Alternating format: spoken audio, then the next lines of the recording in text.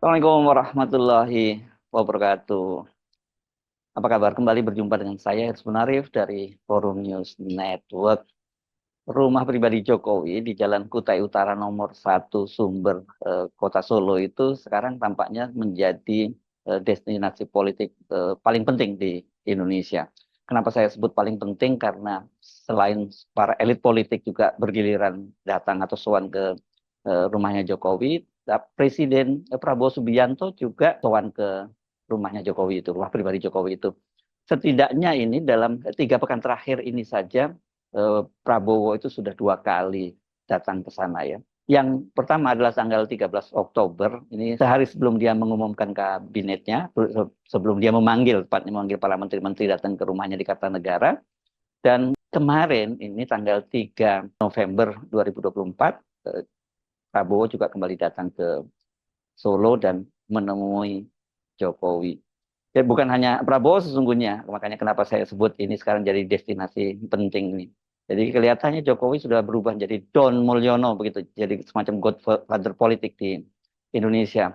Setidaknya ini beberapa nama elit politik yang datang ke sana yang dicatat oleh media itu mulai elit politik di Jakarta sampai elit politik di daerah. Sebelum Prabowo ini kan pada tanggal 27 Oktober atau sepekan setelah dia dilantik menjadi penasihat khusus Prabowo soal urusan haji itu mantan Menko PMK Muhadjir Effendi itu juga sowan ke Jokowi. Dan pada waktu itu Muhadjir Effendi menyatakan bahwa dia itu berkonsultasi dengan Jokowi soal urusan haji. Ini agak mengejutkan ya pada waktu itu, kok soal haji kok konsultasinya kepada Pak Jokowi, apa karena Pak Jokowi ini sebagai presiden berhasil kemudian melobi pemerintah Arab Saudi yang melalui Pangeran Muhammad bin Salman kan pada waktu itu memberikan kuota tambahan untuk haji Indonesia 20.000. Tapi kita tahu kemudian itu kan jadi skandal penyelenggaraan haji karena kuota haji yang tadinya diperuntukkan untuk mengurangi antrian haji reguler Indonesia itu, tapi ternyata kemudian oleh Kementerian Agama digunakan separuhnya, itu 10.000 kuota haji itu diberikan kepada ONH plus. Dan inilah kemudian mendorong DPR membentuk pansus haji untuk menyelidiki dugaan kemungkinan adanya penyalahgunaan itu. Tapi ternyata sampai sekarang kita tahu bahwa pansus haji itu tidak menghasilkan apa-apa. Karena ada negosiasi-negosiasi politik dan amanlah Menteri Agama Yakut Khalil Qumas. Ini sekarang kalau kita menyebutnya mantan Menteri Agama yang diduga punya peran besar dalam dugaan penyelewengan kuota jemaah haji itu yang diberikan oleh Pangeran Muhammad bin Salman. Tidak lama kemudian itu calon Gubernur Jakarta Ridwan Kamil. Ridwan Kamil juga pada tanggal 1 November kemarin itu sowan ke Jokowi. Setelah sebelumnya Ridwan Kamil itu sowan juga ke Prabowo. Ini dikait-kaitkan karena tingkat elektabilitasnya dari Ridwan Kamil di Pilkada Jakarta ini terus menurun gitu. Jadi ini dia mencari tuah lah ke Jokowi, ke Solo. Dan oleh Hasto Kristianto waktu itu disebut bahwa ini menunjukkan mentalitas orang kalah gitu ya. Kemudian dia mencari backingan. Jokowi seperti disebutkan juga katanya mempertimbangkan untuk juga turun berkampanye di Jakarta seperti halnya dia nanti berkampanye di Jawa Tengah. Tapi Ridwan Kamil membantah bahwa katanya dia datang ke sana ke Solo itu tidak ada kaitannya dengan pilkada dan elektabilitasnya yang turun, tapi ini berkaitan dia ingin menyerap pengalaman Pak Jokowi yang pernah menjadi gubernur di Jakarta. Dan kata dia datang ke situ itu bukan dia sowan, tapi dia diundang ke Solo. Tetapi agak sulit membantah bahwa ada semacam kepanikan di kubu pendukung dari Ridwan Kamil dan Suswono atau Ridho itu karena hasil-hasil sejumlah survei itu menunjukkan bahwa mereka ini sekarang elektabilitasnya itu sudah menurun sangat tajam dan kemudian disusul oleh pasangan Pramono dan Rano Karno. Hasil terbaru dari survei LSI, ini LSI-nya Denny JA menunjukkan bahwa selisih di antara mereka itu tinggal 0,3%, 0,3%. Ya, jadi ini tipis banget dalam bukan lagi dalam rentang margin error, tapi ini tidak bisa dibaca siapa yang akan menang. Yang kedua, ini yang juga cukup menarik kan kemudian menimbulkan dispute sampai kemudian ada 2 lembaga survei yang dipanggil oleh Persepi, Perhimpunan Survei Opini Publik, itu karena membuat heboh. Yang satu yakni poll tracking menyatakan bahwa pasangan Ridwan Kamil dan Suswono itu kemungkinan besar berpeluang untuk menang satu putaran karena elektabilitasnya sudah melebihi 50%. Tetapi lembaga survei Indonesia itu mempublikasikan hasil yang berbeda. Justru yang unggul itu adalah pasangan Pramono Rano. Sudah meninggalkan pasangan Ridwan Kamil dan Ridho.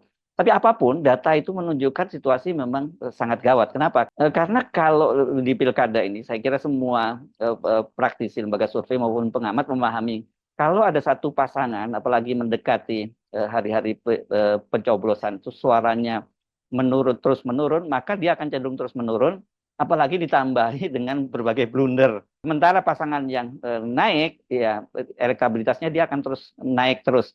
Dan kalau toh sekarang ini katakanlah angkanya pun sama antara pasangan Ridwan Kamil dan Suswono dan berhadapan dengan Pramono dan Rano, kita tidak perlu menghitung lagi soal calon independen ya.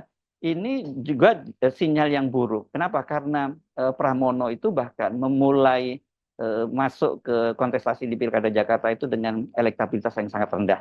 Dia ini kan kawasan Nasakom ya, 0,1 elektabilitasnya. Sementara Ridwan Kamil ini kan termasuk yang cukup kuat, walaupun ketika masih ada Anies Baswedan, ya peluang Ridwan Kamil untuk menangkan Pilkada Jakarta itu sangat berat. Makanya waktu itu kan dia lebih memilih untuk berlaga di Jawa Barat. Tapi ketika Anies Baswedan berhasil disingkirkan karena tidak mendapatkan tiket, kemudian Ridwan Kamil lebih pede maju ke Jakarta dan diperkirakan waktu itu apalagi dengan didukung oleh PKS, ya peluang pasangan ini untuk menang di Jakarta itu sangat mudah. Dan ini pun disadari oleh Pramono Anung pada waktu itu dia menyatakan menggambarkan dirinya berhadapan dengan Ridwan Kamil yang diusung oleh Koalisi Indonesia Maju Plus itu seperti David melawan Goliat. Tapi ternyata sekarang Goliatnya mulai kehilangan otot-ototnya karena walaupun dia didukung oleh Koalisi Indonesia Maju Plus yang semua partai ada di situ, 13 atau 15 partai saya lupa, berhadapan dengan Pramono dan Rano yang hanya didukung oleh satu partai, tapi mesin politik partai-partai itu sama sekali tidak bekerja. Yang bekerja ini hanya PKS. Jadi sekarang PKS merasa ditinggalkan. Bahkan Golkar pun itu tidak, mesin politiknya tidak bekerja.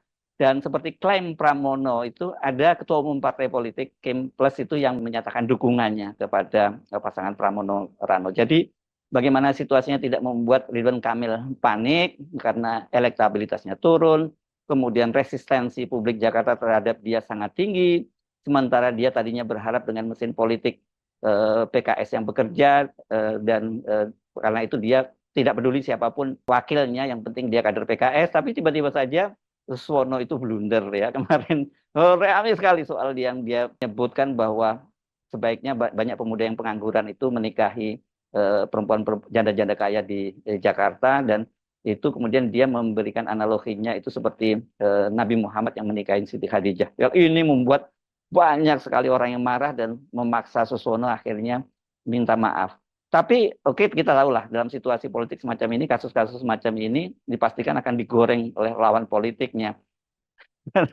Jadi sudah Ridwan Kamilnya resistensinya tinggi, ditambah lagi blunder Suswono. Ya ini tambah parah. Karena itu dia kemudian rupanya berharap mendapatkan berkah. Kalau ketemu Pak Prabowo, saya kira ini berkaitan dengan dia tentu ingin mesin politik dari Koalisi Indonesia Maju Plus untuk dihidupkan kembali. Sementara kalau ketemu Pak Jokowi ini tentu saja dia berharap tentu saja Pak Jokowi ini juga bisa turun membantu dia di Jakarta.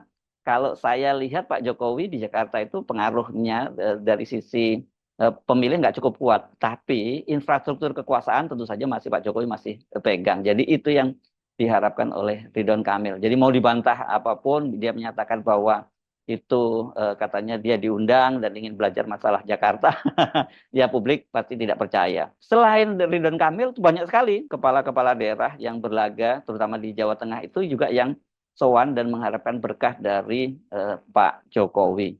Saya membacanya di pikiran rakyat ini, deretan mereka-mereka yang sowan ke Pak Jokowi dan mengharap berkah Pak Jokowi. Selain Ridwan Kamil itu, pasangan Ahmad Lutfi dan Tat Yasin. Ini untuk Gubernur Jawa Tengah, dia juga sudah sowan ke Jokowi dan diklaim oleh Lutfi bahwa Pak Jokowi nanti akan turun tangan menjadi tim kampanyenya, begitu ya. Dan pada waktu itu kepada wartawan dia menyatakan saya nggak mau klaim tapi silahkan tanya langsung pada Pak Jokowi begitu ya. Kemudian ada Ilyas Akbar. Ilyas Akbar ini adalah calon bupati Karanganyar. Ini usianya masih muda, berusia 26 tahun. Juga sowan ke rumah Pak Jokowi untuk minta nasihat. Dan kemudian Jokowi langsung mengedarkan sebuah video yang terang-terangan dia menyatakan menitipkan Karanganyar ke Ilyas dan Tri. Ini pasangannya ya. Dan jangan lupa ya Pak Jokowi ini kan nantinya rumahnya yang dari pemerintah itu di kawasan Colomadu itulah di Kabupaten Karanganyar, bukan di Solo.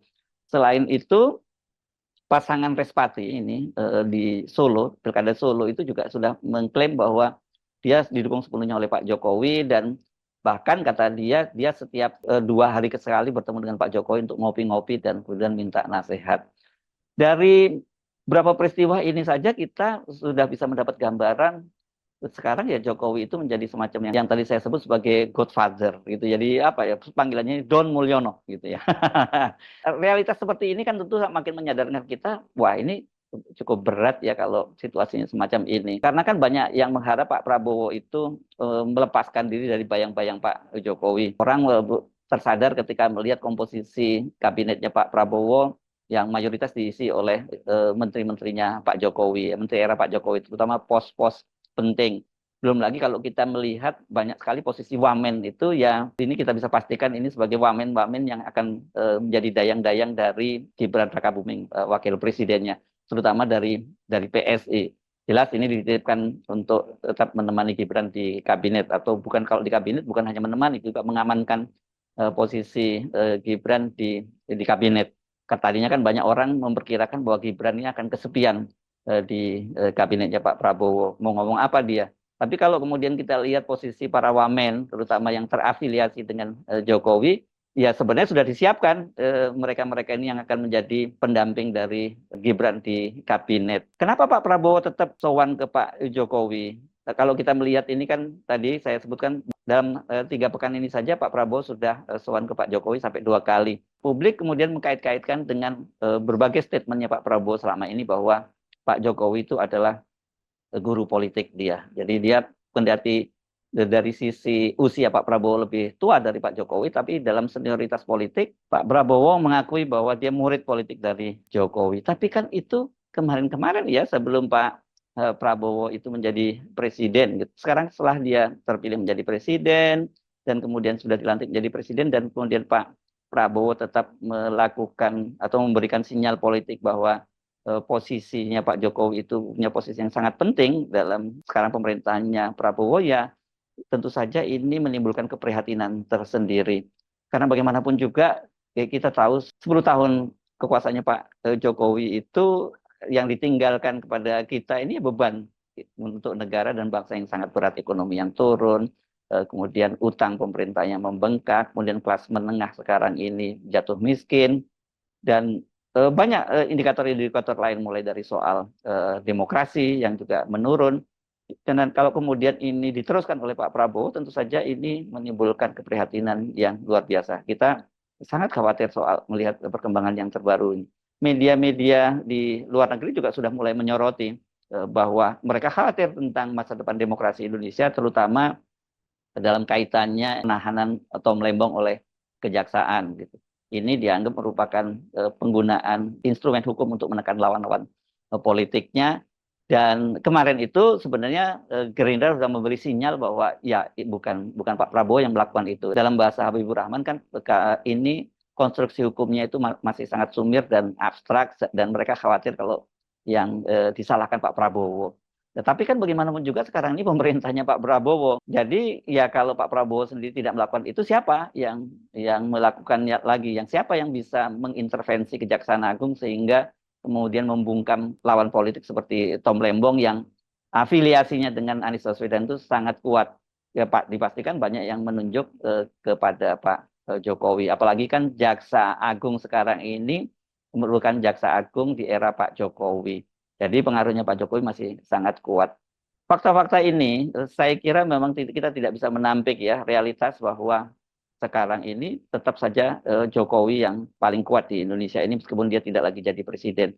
Pertanyaannya mengapa Jokowi masih bisa punya pengaruh yang sangat kuat semacam itu? Dan orang kemudian merefer pada pengalaman di masa lampau ketika kalau saya ngomong di masa lampau kayaknya jauh banget. Pengalaman ketika Jokowi berkuasa kan dia selalu menggunakan sandra kasus itu untuk memukul lawan-lawan politiknya dan kemudian tetap mempertahankan loyalitas daripada koalisinya sehingga tidak ada yang berani berkhianat karena dia menggunakan kasus-kasus hukum untuk menyandra mereka dan banyak sekali contohnya ya sampai sekarang ini kan kasus-kasus itu beberapa orang menteri yang pernah ditengarai terlibat dalam kasus hukum kan tetap aman-aman saja karena dia tetap loyal pada Pak Jokowi. Ini pertanyaannya kalau gitu orang seperti Pak Prabowo, orang seperti Pak Muhadjir Effendi, kalau Ridwan Kamil saya kira urusannya tadi beda itu.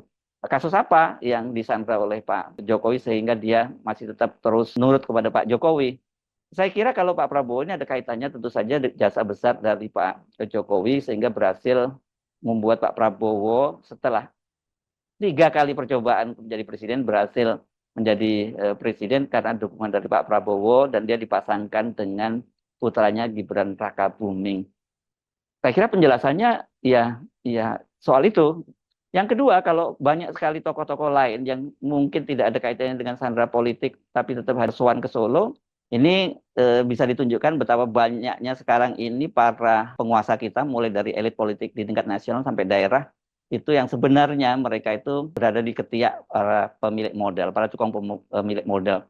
Di beberapa daerah itu para cukong-cukong ini, para pemilik modal besar ini sudah menjadi rahasia umum, mereka punya gubernur, punya bupati yang bisa menjaga kepentingan dari para pemilik modal ini. Saya kira hal yang sama juga terjadi di tingkat nasional. Nah, apakah dengan begitu berarti Pak Jokowi ini juga merupakan salah satu pemilik modal yang besar sekarang setelah dia pensiun? Karena kalau betul seperti itu berarti Pak Jokowi punya 2 sumber kekuatan politik yang sangat ditakuti di Indonesia. Pertama dia punya kekuatan uang, yang kedua dia punya resources politik. Nah, resources politiknya terlihat dari bahwa Pak Jokowi masih bisa menempatkan orang-orangnya, bahkan termasuk putranya Gibran Rakabuming menjadi wakil presiden.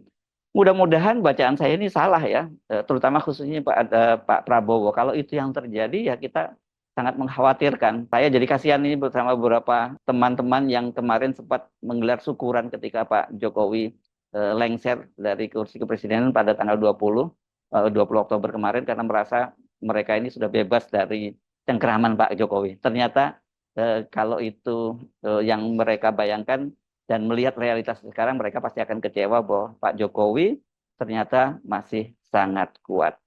Saya Haris Munarif dari Forum News Network. Sampai jumpa lagi. Wassalamualaikum warahmatullahi wabarakatuh.